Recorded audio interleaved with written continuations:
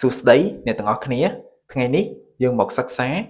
ប្រយោគភាសាអង់គ្លេសអំពីសកម្មភាពប្រចាំថ្ងៃអូខេតោះយើងទៅមើលទាំងអស់គ្នា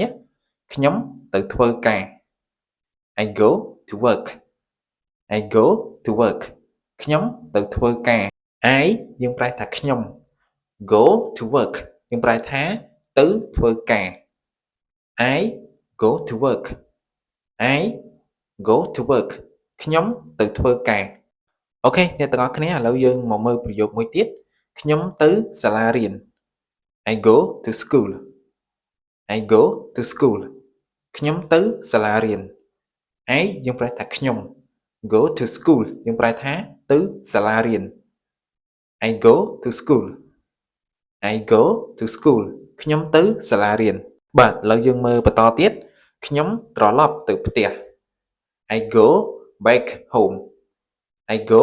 back home ខ្ញុំត្រឡប់ទៅផ្ទះឬមួយក៏ខ្ញុំត្រឡប់មកផ្ទះ go back home យើងប្រែថាត្រឡប់ទៅផ្ទះ I go back home I go back home ខ្ញុំត្រឡប់ទៅផ្ទះឬខ្ញុំត្រឡប់មកផ្ទះអូខេអ្នកទាំងអស់គ្នាយើងមើលបន្តទៀតខ្ញុំចូលគេងមុនឧទាហរណ៍ថាយើងនៅជាមួយមិត្តភ័ក្តិហើយយើងនិយាយប្រាប់គេថាខ្ញុំចូលគេងមុនហើយជាភាសាអង់គ្លេសយើងនិយាយថា I go to bed early I go to bed early ខ្ញុំចូលគេងមុន I go to bed យើងប្រែថាខ្ញុំចូលគេង early នេះយើងប្រែថាមុនឬមួយក៏ដើមអញ្ចឹងI go to bed early I go to bed early ខ្ញុំចូលគេងមុនបាទឥឡូវយើងមើលបន្តទៀតខ្ញុំចាប់ផ្ដើមថ្ងៃថ្មីជាភាសាអង់គ្លេស I start a new day I start a new day ខ្ញុំចាប់ផ្ដើមថ្ងៃថ្មី I start យើងប្រែថាខ្ញុំចាប់ផ្ដើម new day យើងប្រែថាថ្ងៃថ្មី I start a new day I start a new day ខ្ញុំចាប់ផ្ដើមថ្ងៃថ្មី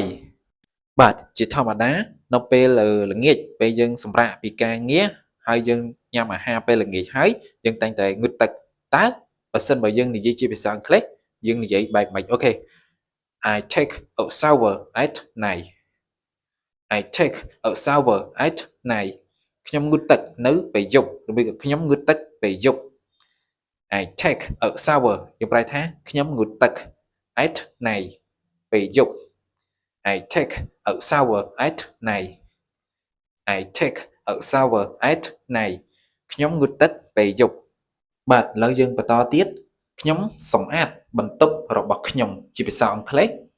I clean my room I clean my room ខ្ញុំសម្អាតបន្ទប់របស់ខ្ញុំ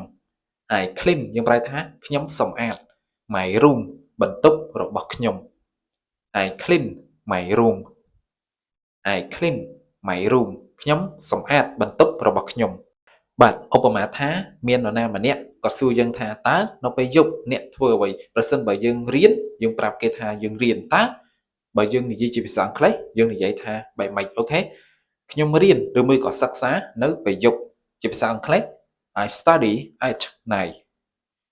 I study at night ខ្ញុំរៀនឬមួយក៏សិក្សានៅពេលយប់ I study យើងប្រែថាខ្ញុំសិក្សាឬក៏ខ្ញុំរៀន at night នៅពេលយប់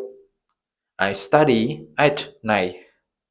I study at night ខ្ញុំរៀនឬមួយក៏សិក្សានៅពេលយប់បាទនៅពេលយប់បន្ទាប់ពីខ្ញុំសិក្សារួចខ្ញុំស្ដាប់តន្ត្រីជាភាសាអង់គ្លេស I listen to music I listen to music ខ្ញុំស្ដាប់តន្ត្រី I យើងប្រែថាខ្ញុំ listen to music យើងប្រែថាស្ដាប់តន្ត្រី I listen to music I listen to music ខ្ញុំស្ដាប់តន្ត្រីខ្ញុំមើលទូរទស្សន៍បាទនេះសិតជាប្រយោគសកម្មភាពប្រចាំថ្ងៃ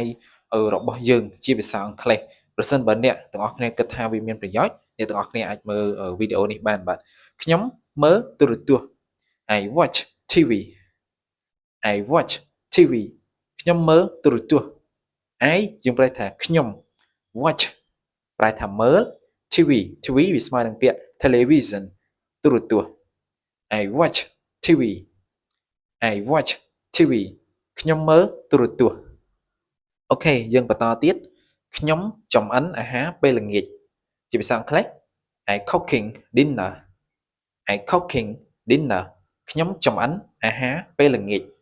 I cooking យើងប្រែថាខ្ញុំចំអិន dinner យើងប្រែថាអាហារពេលល្ងាចអូខេ I cooking dinner I cooking dinner ខ្ញុំចំអិនអាហារពេលល្ងាច